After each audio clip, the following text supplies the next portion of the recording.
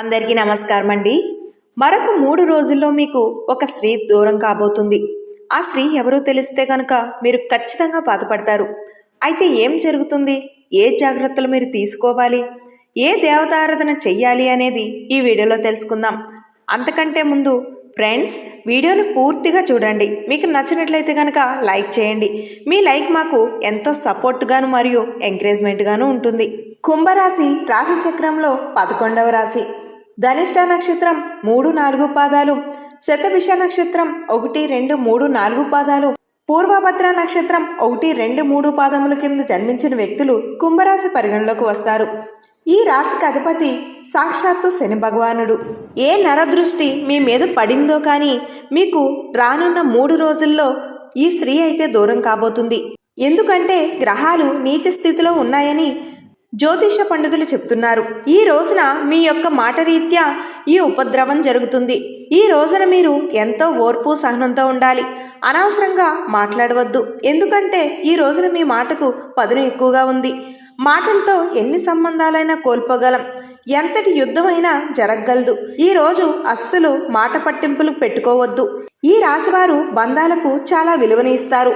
అందరితోనూ ఆప్యాయంగా ఉంటారు. అయితే మీకు కావలసిన స్త్రీ పట్ల కఠినంగా ఉండొద్దు. పరిస్థితులు అలాగే ఉన్నాయి కాబట్టి చాలా అప్రమత్తంగా ఉండాలి. ఆ స్త్రీ మరెవరో కాదు, మీ జీవిత భాగస్వామి. ఇది అక్షర సత్యం. వివాహం కాలేని వారికి మీ ప్రేయస్ కావచ్చు. మీ గురించి అన్నీ తెలిసిన స్త్రీ, మిమ్మల్ని అర్థం చేసుకున్న స్త్రీ, లేదా మీ జీవిత భాగస్వామి అయినా కావచ్చు. మీరు చాలా జాగ్రత్తగా ఉండాలి. కఠినంగా మాత్రం వ్యవహరించొద్దు.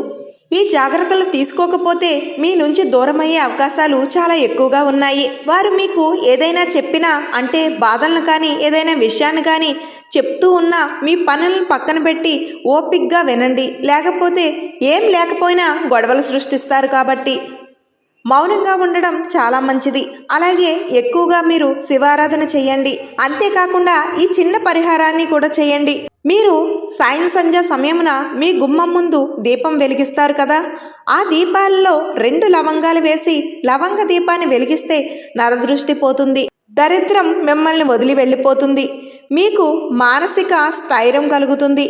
రాబోయే కష్టం తొలగిపోయి అంతా మీకు మంచి జరుగుతుంది. ఓకే, ఇది ఫ్రెండ్స్. ఇలా చేసి కష్టం నుంచి బయటపడండి. వీడియో నచ్చినట్లయితే లైక్ చేయండి. అలాగే ఇలాంటి మరిన్ని వీడియోస్ని మా ఛానల్ నుండి మీరు చూడాలి అనుకుంటే ఇప్పుడే మా ఛానల్ని సబ్స్క్రైబ్ చేసుకుని పక్కనే ఉన్న బెల్ సింబల్ ఆల్ మీద క్లిక్ చేసేయండి. Thank you.